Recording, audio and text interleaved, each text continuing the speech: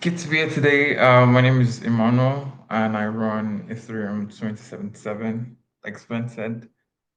Today we'll be talking about like EIP6110, and this is just a rough outline of what we have. So, an introduction to EIP6110, a brief overview of the EIP, the ETH1 data pool, how deposit processing works today, deposit reform, and why do we need EIP 610? What are the benefits? What are the potential drawbacks? And at the end, we'll take some questions if there are any. So this is what the EIP looks like. It's Mikael Kalinin, Dan Ryan, Peter Davis. This is just Emmanuel, a sorry, 1 just minute. 1 second. Is it possible for you Yeah. to screen the presentation? What'd you say? Is it possible for you to please full screen the presentation? Yeah, let me try that. Let me stop sharing and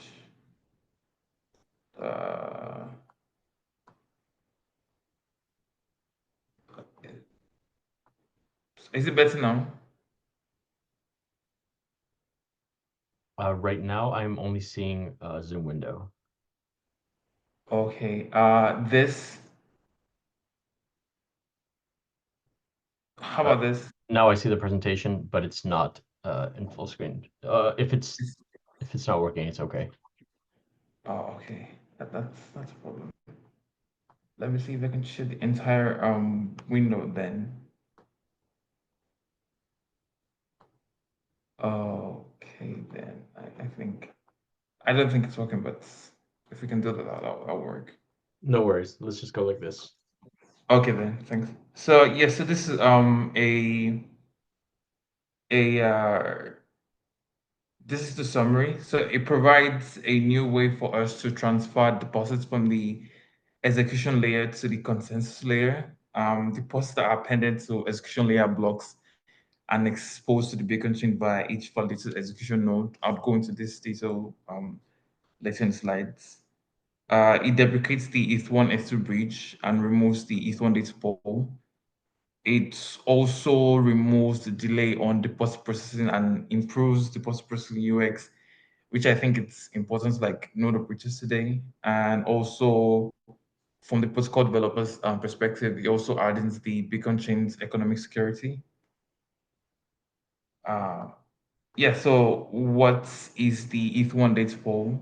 I think most people are familiar with it, but we'll just do a brief rundown of what this. So the ETH1 data pool is a process by which the beacon chain comes to consensus on the state of the execution chain, formerly known as the ETH1 chain. So we are trying to figure out what is the state of the deposit contract deployed on mainnet. Voting occurs over a cycle of 202,048 slots. So that's slots per if one voting period and requires proposers in that for the voting period to include their view of of ETH1 chain at some follow distance.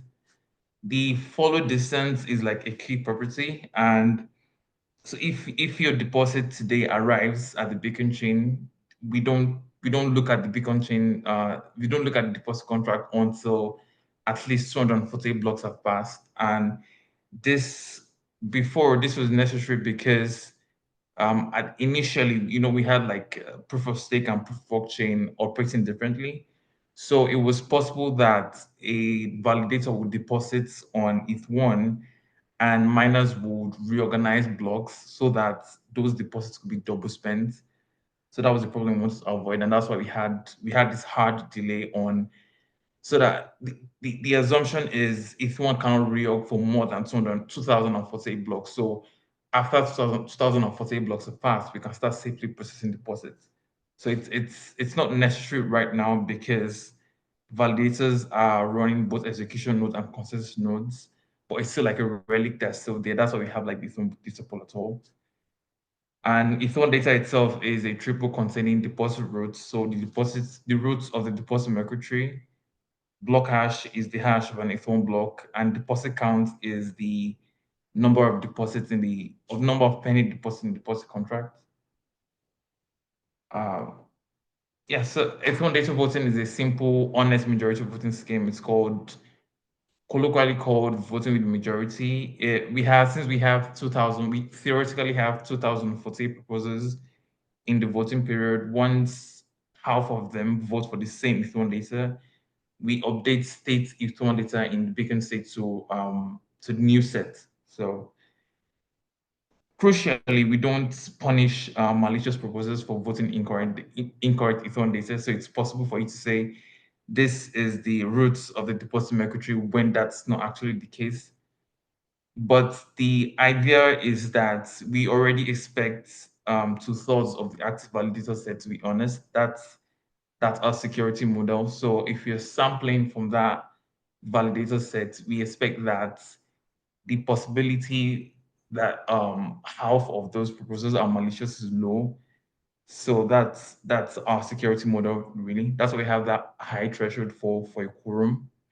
But then that assumption doesn't always hold because it's theoretically possible that an adversary gains control of more than 47% of the validator set. And if they do that, they have a non-negligible probability of gaining at least half of the proposals in the voting period and then voting in incorrect if1 data, which is a problem as I will go into later. So how does deposit processing work today? Once we have new if1 data, that is, we have a new deposit route that's saved in beacon state, we can start processing deposits. So the proposals are expected to extract deposit data from deposit events. So deposit events are emitted by the deposit contract for each accepted deposit.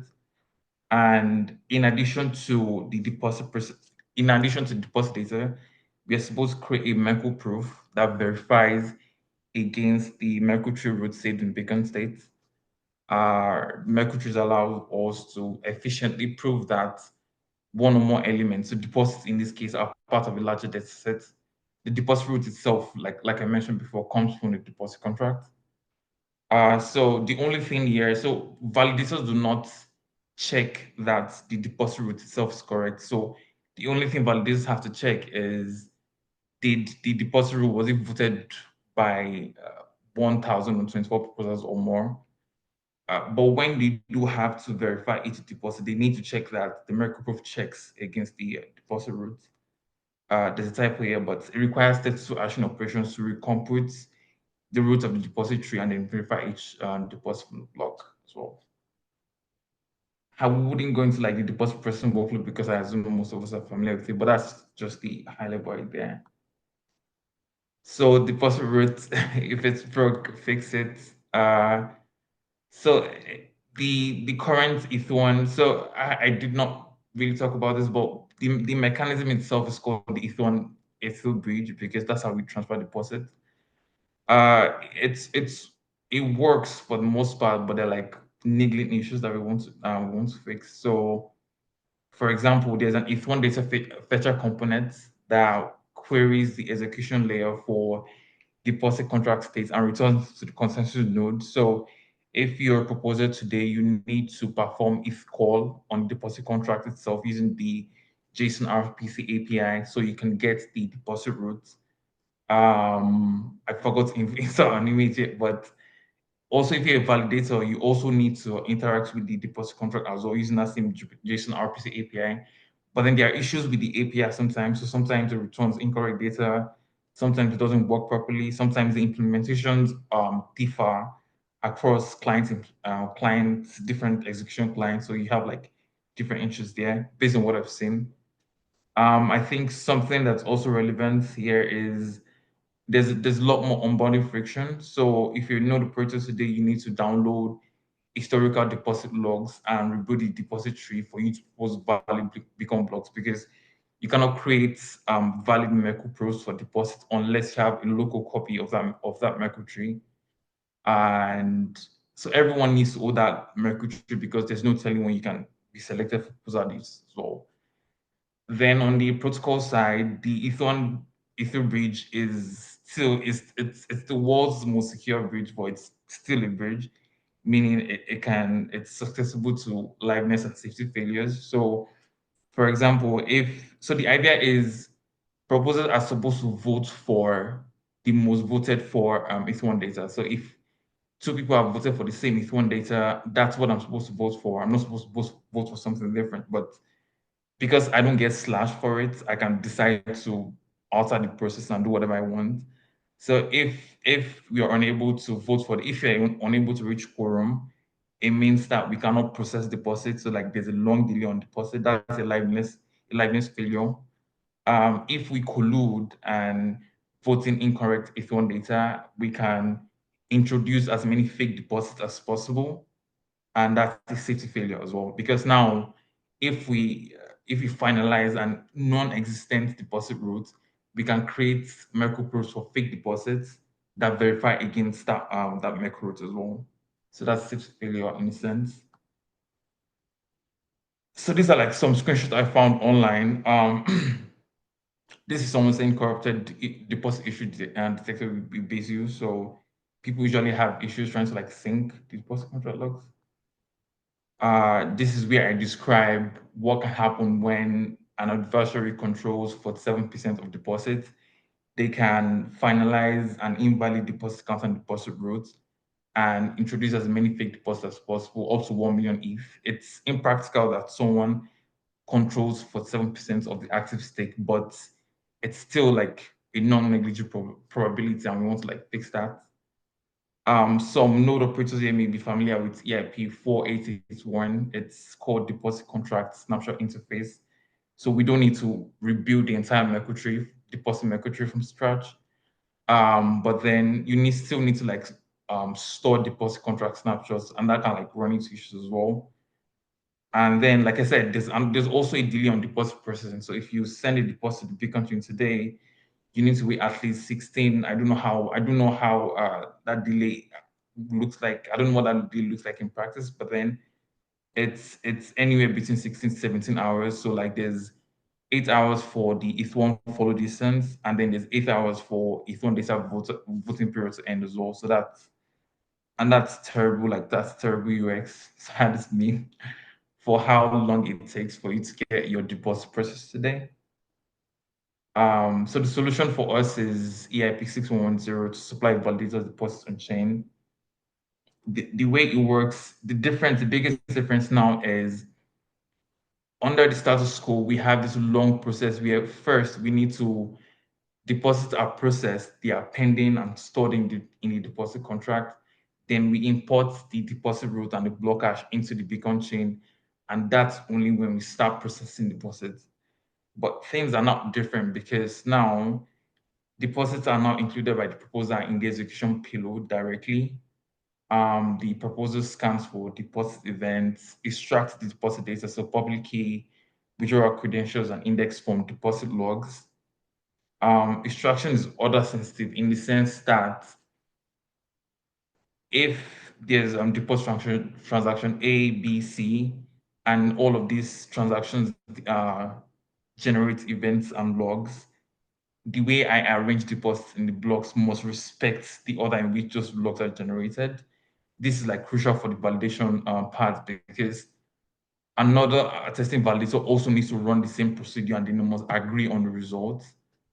So the block production components now populate deposit field with like the deposit operations. You're supposed to include all pending deposits up to the maximum, and deposits are processed according to the ordering in which they are sent to the deposit contract. So uh, yes, so now as an attesting validator, you have to validate deposit operations in the block body.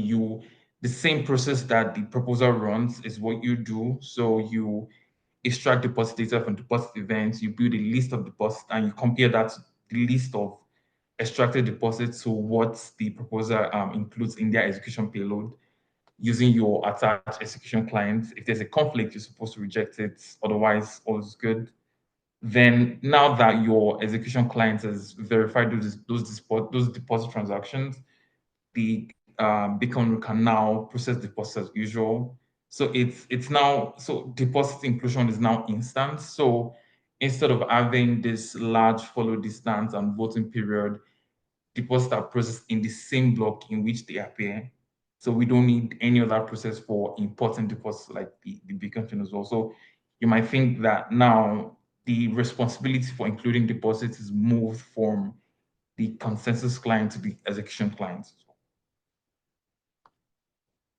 Uh, yeah. So this is what I saw. Benefits of EIP6110. Deposits are included instantly. So when they are sent to deposit contract on mainnet, so we don't have a requirement for ETH1 data voting anymore because now all validators have the same view of deposit contract. So because before the implicit assumption was we had two separate sets of validators for like ETH1 chain and ETH2 chain.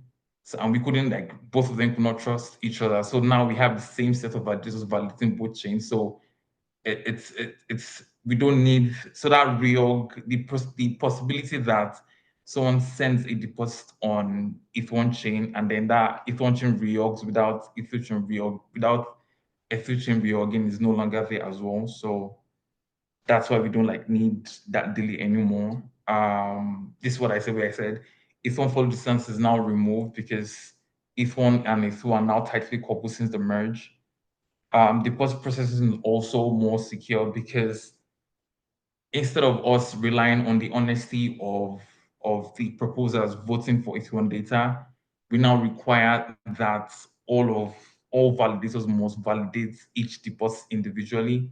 So the only way you can introduce fake deposits is if two-thirds of the validators are dishonest, and if they are, then like the underlying security model is broken already. So now the ETH1 is 2 bridge is deprecated, and now the security of deposit processing is now tightly coupled to the security of the Bitcoin chain itself.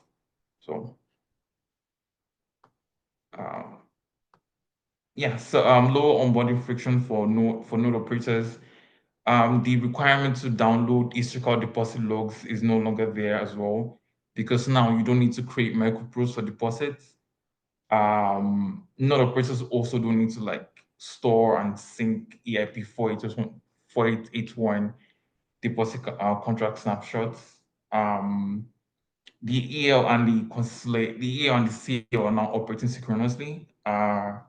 There is no you don't need to like maintain an ETH1 data feature component. So you don't need to now use the JSON RPC API to call to create deposit contract states. That's like something the execution client can do quite easily as well. So that's why we say we are now surfacing deposit contract on chain. uh, Potential drawbacks. So one is that the validator index is shared is assigned to each valid. So once the first deposit for a particular validator public key is processed, we assign a validator index to them. And typically, because of the large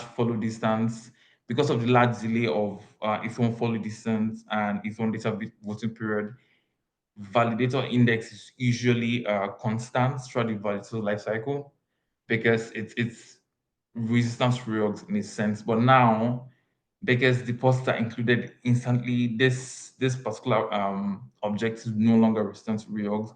So it's possible that the validator index changes depending on which if there are like two competing blocks in the block tree and these two blocks assign different validator indices to the same validator, the final validator index will change depending on which block eventually gets finalized and stuff. So clients will need to maintain a separate unfinalized pub key to index cache to track validators whose validator index hasn't been finalized yet. And this is important because there are times when we want to know what the validator index is, but we're not sure it's finalized yet. So typically you would have just one pub key to index cache, but now you need two. So for example, if you're processing so imagine like if validator sends two ETH, that's the first time we create validator index. The next time they send another maybe 30 ETH or 31 ETH, we need to check. We cannot create a new validator index for them. We need to like find the previous one, but that can't change now. So we need to like have. So if we know it's going to change, we need to have like a particular cache where we can like track changes to that validator index as well. EIP6110 also introduces, it also impacts block validation and processing. So now, and this is like something that's good. Right now, another reason we have this bad, not necessarily bad, but like suboptimal deposit processing UX is because the number of deposits we can include in blocks is capped to make sure that node operators do not incur high advert requirements, because now each deposit needs to come with a Merkle proof. But under EIP6110, we don't need Merkle proofs anymore, so we can safely increase the number of deposits that we can include in each block. The proposal right now is to have at least 1,271 deposits. But the downside of that is increases the time spent on block validation and processing. However, some experiments on lighthouse and basis suggest that the impact on client performance is negligible for the most part. And yeah, so there's a potential denial of service vector that comes with EIP6110. So when we increase the number of deposits that can be packed to a block from 16 to 1,271, an attacker can now the attack surface for DOS attacks on the consensus layer is larger because we don't validate deposits on the execution layer. So, for example, if I send a deposit and that deposit is as an invalid pub key, the deposit contract cannot check that. So it's only when that deposit arrives on the consensus layer that we can like check and see if this deposit is valid or not. And if we are processing invalid deposits, we are just wasting like precious computational resources. But the mitigation is, since the attack can, so we have like one if as minimum deposit amount. So if I'm going to perform a DOS attack that requires validators process 1,271 invalid deposit operations, I'll need to spend at least 1,271 if. So that's like the mitigation, the consensus layer. On the execution layer, we need to pay for gas as well. So that's another limitation. That's another mitigation. And then there's also the gas limit. So there's only so much deposit operation that can be packed into one block before that block exceeds gas limit. So these are also mitigations for the DOS vector on the EL side of things. Uh so yeah, that's it. Is there any other questions? Yeah.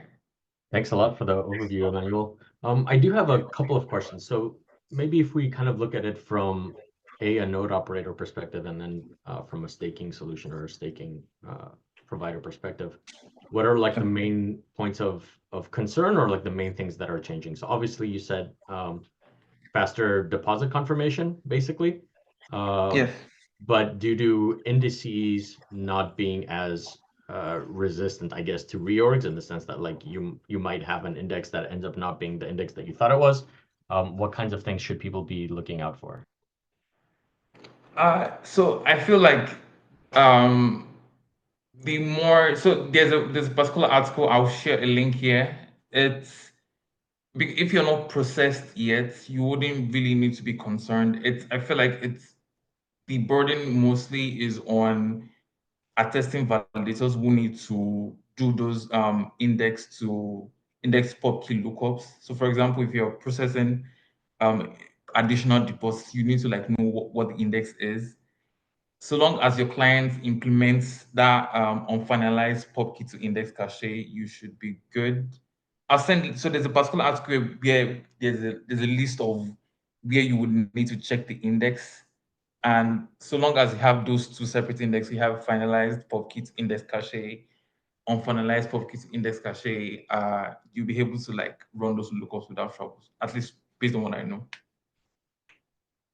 Got it. Thank you. Yeah, once you send that link over, I'll also throw it in the chats, and we can add it to the description Yeah. of the stream later.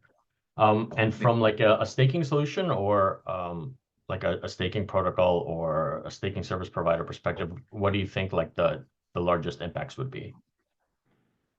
I think faster deposit inclusion is definitely like the biggest thing here, because right now you would have to like wait a lot. So if you know that I can send deposit and maybe like within 1 hour that gets processed instantly, that's definitely like a UX improvement. There was a time when I had the only impacts probably would be, say, for like a staking pool. I don't know how this affects. I think that's something I also wanted to affect. There was this someone said something around if you're trying to import new validators, that normally the F1 follow distance gives you like enough times to say know if there's like an issue with your deposits workflow. If you're trying to like say import new validators, that distance gives you enough time to do it over a long period of time. But now, since with deposit inclusion, you may need to like sort of adjust for to the fact that deposits are included instantly and that you need to deploy infrastructure on the fly. So I don't know how, and that's something I want to like actually like get clarification on here, that how does getting your deposits included more quickly, how does it apply affect your operational workflows? That's like information anyone can volunteer, that'd be good. Yeah, that's a good question. So like from I think maybe there's some like minor operational impact in the sense that like your monitoring may be affected because you might end up like pulling the wrong index. Probably the most interesting possible side effect, depending on how the staking solution does this, is the different ways that staking protocols have addressed the deposit front run vulnerability. So if you can no longer assume that deposits have like a one-to-one relationship with indices, and that at least until finalization of the slot, it's possible that there's differences there. It may be more complicated to figure out or to detect rather an in-process deposit front run exploit, like as it's happening before the actual finalization of a block. So yeah, it just means that somehow you need you need to figure out that like if there's a possible reorg happening, to check out what the states of are like on both forks, so that you can monitor both in case there's like a potential front run. But I guess that might be mitigated. Well, it would be mitigated fully by an eventual EIP to fix the front running. But I don't know if it's made a little bit more difficult through the increased cost on the EL side that would be introduced. Oh, okay. That's definitely good. I'm going to drop the article on the PubKey to index cache right now. Great, thank you. Index cache.